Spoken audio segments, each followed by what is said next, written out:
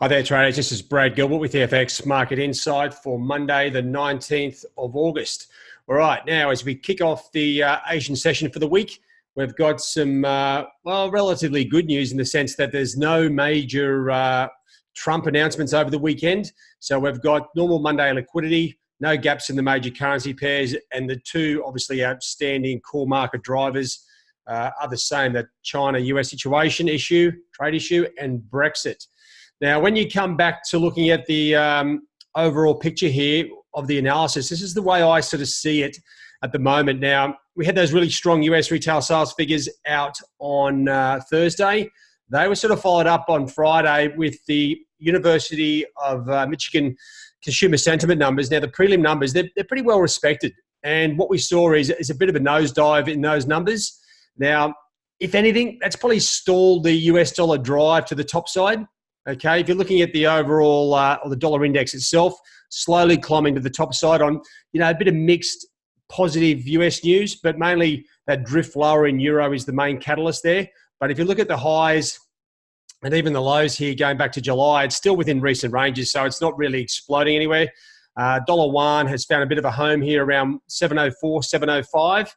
We have to wait and see how the trade talks develop before that gets rocking and rolling again. So with the analysis, so in my opinion, this is sort of where we're left.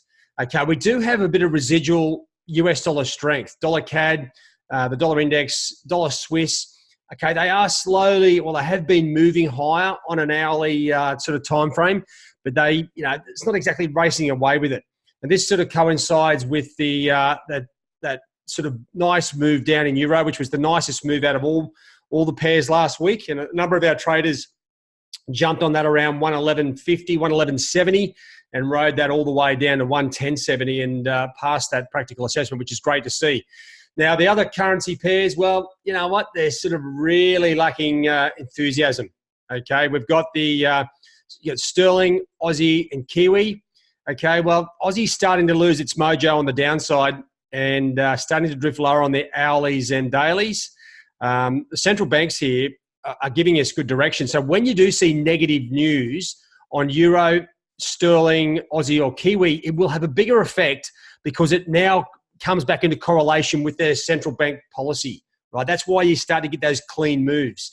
It'll be interesting to see what happens if we can get euro another sort of 50 points lower to start to break these longer term timeframes. And that's where we will see the next major move. But we may need some more data to give us that little push. So at the moment, there's a little bit of shape building here on the charts. Not much on the top portion here on the dollar pairs. They need a bit more of a dollar drive to get things going. But the bottom pairs, if we start to see some weak data out of Europe, the UK, Aussie, or New Zealand, then we might start to see these pairs really click into gear on the downside. So they will fall not on US dollar strength, but on domestic weakness. All right. So just having a look here on what's coming out, the upcoming events. We've got, so coming into the 19th, we've got the final CPI number out of the Eurozone. Now, the final number usually is pretty close to the mark, but there's always a situation where we could see that number drop, with some variance. So just keep an eye on it. The RBA policy meeting minutes, this is the RBA has started to be a bit more clearer with what they're thinking, but this is always worth having a very close look at to see if they have got any surprises in there. And then as we go through Tuesday, the rest of Tuesday, we've got manufacturing sales out of Canada. This is going to be a big week for Canada, I should say, as well.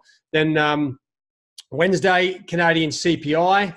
And if we go down a bit further, we've got the Canadian retail sales figures here on Friday as well. But you can see we're going to have a really good opportunity to really get stuck into euro in particular. We've got US existing home sales. Now, euro has been the nicest sort of short-term trending pair downside. Existing home sales, the FOMC minutes, which will be rather significant and a major focus for the news services. And then we've got a whole range of euro data here, okay, which is going to be Thursday, which is going to give us a really good inside look into what's happening on the euro.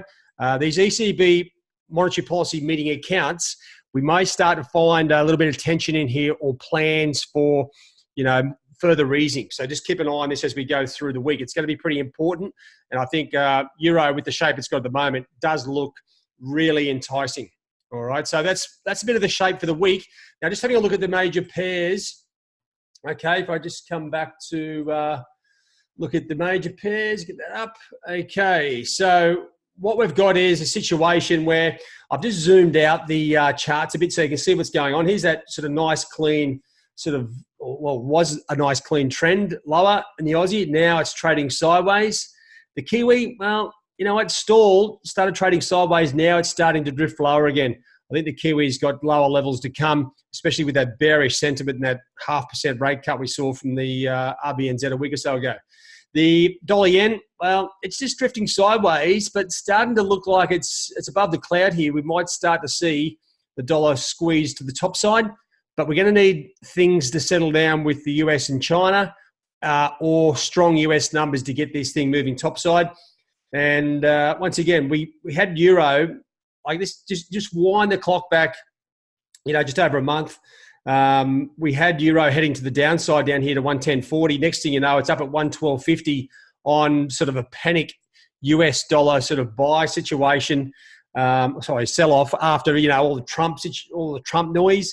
Now we're starting to see that sort of drift back into the range on the hourlies. It's still within recent ranges, but you know what? It looks like it's still ready to go a lot lower for my liking. Brexit, well, I don't know what's going on with Brexit, so I don't even want to make too many comments, but you know what? It looks like sterling has found a bit of a base down here around 120.5. I wouldn't be surprised to see, not just up here, I wouldn't be surprised to see it back at 126 if they come up with some sort of miraculous deal. And dollar CAD, well, on the hourlies, it's still cruising to the top side. I know there's some pretty wild price action of late, but if you look at the price action from like early August to even like a week ago, it's still within recent ranges. And oil seems to have settled down around $55. So dollar CAD, it's a big week. We've got big data coming out, manufacturing sales, CPI, retail sales. Of course, the US FOMC minutes as well. It's going to be there's a huge potential here to kick all these pairs into gear, right? And that's when you come back to your overall analysis and you piece it together. And that's what we're trying to do here in the MyFX Trading Hub, is trying to get these major currency pairs here to really tune into gear and give us some sort of clear direction. All right, guys, it's a pretty full-on week. We've got plenty to go through. My tip for you, I should say, is to get your analysis up the curve, and then you can start to work out which pairs you should really be focusing on, and that'll make it easier for you to gauge the upcoming major releases and get that fresh momentum in the market and nail these opportunities when they pop up. All right, guys, all the best for the week. Cheerio.